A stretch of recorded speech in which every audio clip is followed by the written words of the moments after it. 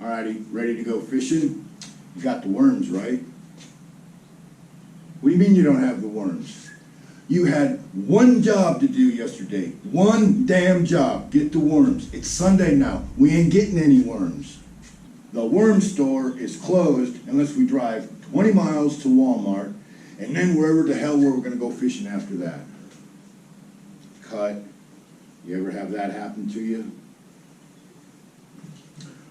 Well, hang on and I'll show you how to fix that. Alright guys, welcome back to 1822 MC Adventures and More. My name is Pete. This is my channel.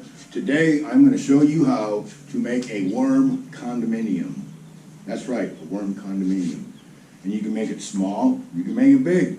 Today I'm going to be using kitty litter buckets because that's what I have available. And today I'll do that with a sharp knife. And some of you may want to ask an adult to help you do this. And a drill and a small drill bit. This one here is 1/8 of an inch because that was the smallest one that was handy. Piece of brick, piece of cardboard, and 2 buckets. Now you don't need 2 buckets. It's just for me a better deal with 2 buckets because as I water and feed these worms, the waste will flow through the one bucket and into the bottom one, and I have basically worm juice, worm poop juice, whatever you want to call it. It's like liquid gold for gardening. So with that being said, let me show you what I'm going to do here. Basically, you have your bottom bucket, you put a piece of brick or something in it, like that. So your second bucket, sit in there like that. Then you put your worms and your dirt and cardboard in there, and I'll get to that in a minute. This is your bottom piece for this bucket. And what I did was, I marked a bunch of holes. You don't have to do that, but I didn't want to just put them in there willy-nilly. I wanted a little bit of a pattern, so let me do this real quick.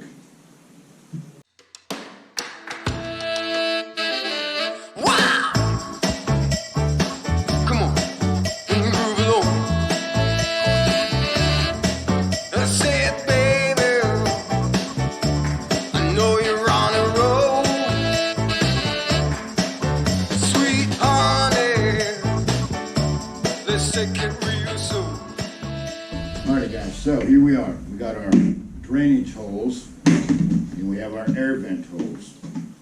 So now what I'm going to do is I got a pre-cut piece of cardboard to put down in the bottom.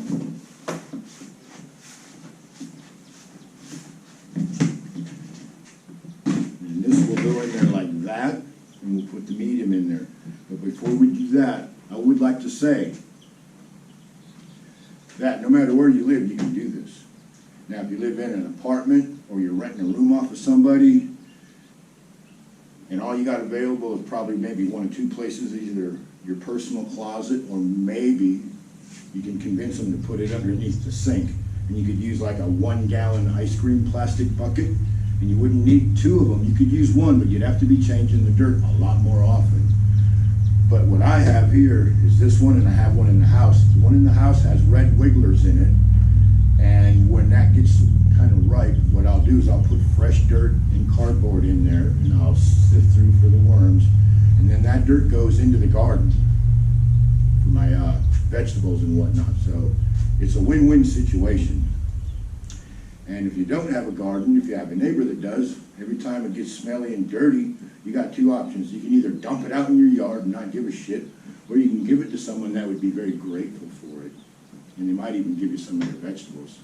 But anyways, so like I said, you can use a little container, you can use buckets like this, drywall buckets. I have used the plastic bin bucket things that like slide under your bed that you keep your winter clothes in, those type of things. You just have to remember to put the drain holes in it and have a double bucket, and then you get your worm juice. You don't have to change the medium so much. So with that being said, let's go fill this up.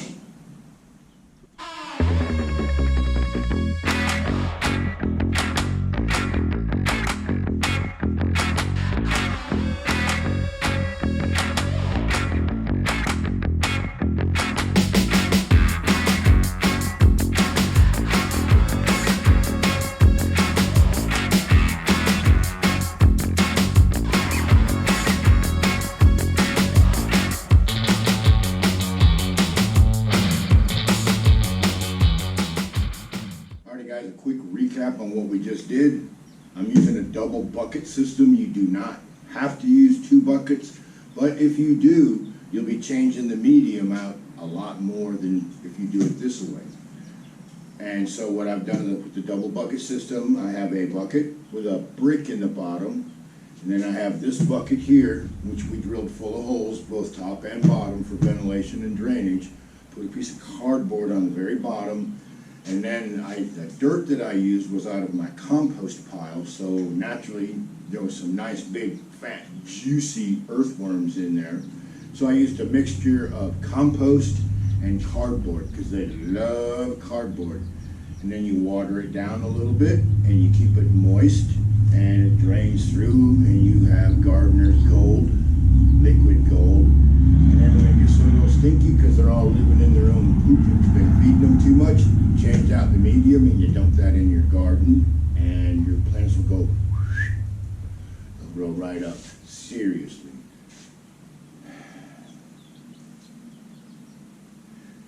And what you feed your worms, well, you feed them about what you'd feed any other pet, right? Some table scraps, throw some coffee grinds in there. You've already got the compost in there, right? Maybe a piece of bread, a little bit of oatmeal. Just don't feed them too much. And if you give them something like a banana peel or an apple core, or throw a couple pieces of cat food or dog food in there, put it underground. Don't leave it on top, because it'll get moldy immediately. So with that being said, that is how you have worms 24 hours a day at your house. And like I said, if you have a small container, you can keep it under your sink or in your closet. Keep it on the back porch. I keep mine in my office. Just make sure that it does not ever get direct sunlight, and make sure that you absolutely keep the soil moist, not wet, just moist, because that's what the worms like. And so now I have 2 of them. The one I have in my office, I have regular red wiggler worms, leaf worms, whatever you want to call them, the kind that you find everywhere, like in the store, only nicer, because the ones I'm using are wild, and I'm just keeping them in captivity. So the next time your friend fucks you off on the worms because he forgot, he was too busy chasing his girlfriend, fighting with his wife, whatever his damn excuse was, fingering his phone, all you got to do is go to your bucket, pull out what you need, and go fishing. That's right. You don't have to depend on nobody. You don't have to depend on the bait shack. You don't have to drive all the way to Walmart. You don't got to do nothing except load some worms up and go fishing. So, with that being said, I hope I have inspired you to consider making your own worm condominium, whether it's just a little small 1-gallon pail, kind of an apartment-sized bucket, or something bigger and more extravagant. But my point is, you will never have to depend on your buddy or the store. You'll always have your own worms. And if you're getting them out of your yard, or if you go out in the woods with a fiddle stick, which being that I found these earthworms in my compost pile, I believe I'm going to have to make a fiddle stick and show you how to fiddle for worms. But that'll be another video. So, go make a worm condominium and go fishing. Thanks for watching. I'll see you next time.